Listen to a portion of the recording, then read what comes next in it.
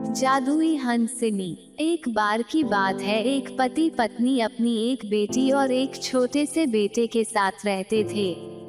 एक दिन माँ ने अपनी बेटी से कहा, बेटी देखो, हम लोग काम करने जा रहे हैं, तुम यहाँ घर पर अपने भाई का ख्याल रखना, और देखो घर की चारदीवारी के बाहर मत जाना, अच्छी बच्ची बनकर रहना, हम तुम्हारे लिए एक रुमाल लेकर आएंगे।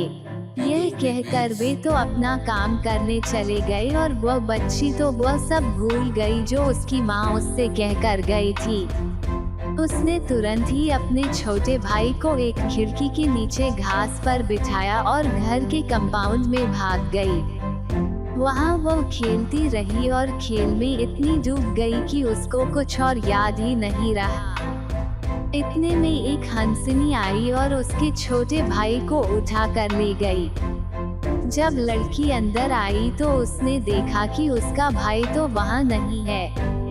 वह चिल्ला पड़ी, ओह नहीं, कहाँ गया मेरा भाई। वो बेचारी इधर उधर दौड़ती फिरी पर वह तो उसको कहीं दिखाई नहीं दिया।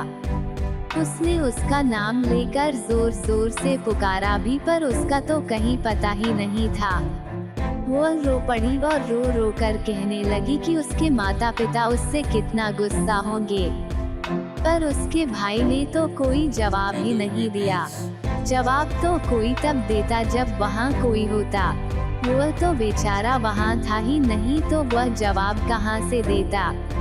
उसको ढूंढने के लिए फिर वहाँ से वो खेतों के किनारे तक भागी भागी गई तो उसको वह हंसिनी दिखाई दे गई जो उसके भाई को उठा कर ले गई थी। वो दूर और बहुत दूर जंगल की तरफ उड़ी चली जा रही थी और उसकी आंखों से ओझल होती जा रही थी।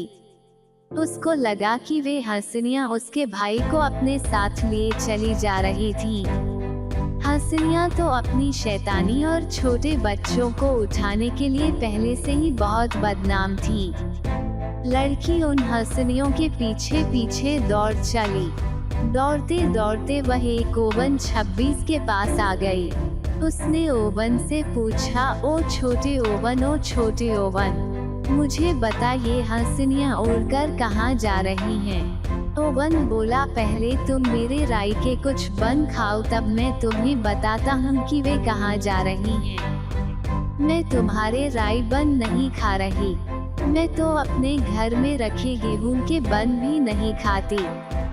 सो ओवन ने उसको नहीं बताया कि वे हंसिनियाँ कहाँ जा रही थी और वो लड़की दौड़ती हुई और आगे चली गई। दौड़ते दौड़ते वह एक सेब के पेड़ के पास आई। उसने सेब के पेड़ से पूछा, ओ सेब के पेड़, ओ सेब के पेड़, मुझे बता ये हंसिनियाँ उड़कर कहाँ जा रही हैं? सेब का पेड़ बोला, तुम पहले मेरे जंगली सेब खाओ, फिर मैं तुम्हें बताता हूँ कि ये हंसिनियाँ उड़कर कहाँ गई हैं। मैं तुम्हारे जंगली सेब नहीं खाती, मैं तो अपने घर में अपने घर के बागीचे के सेब भी नहीं खाती। और सेब के पेड़ ने उसको यह नहीं बताया कि वे हंसिनियाँ उड़कर कहाँ जा रही थी। वो फिर दौड़ती हुई आगे बढ़ी। दौड़ते दौड़ते वह एक दूध की नदी के पास आई जिसके किनारे पुडिंग के थे।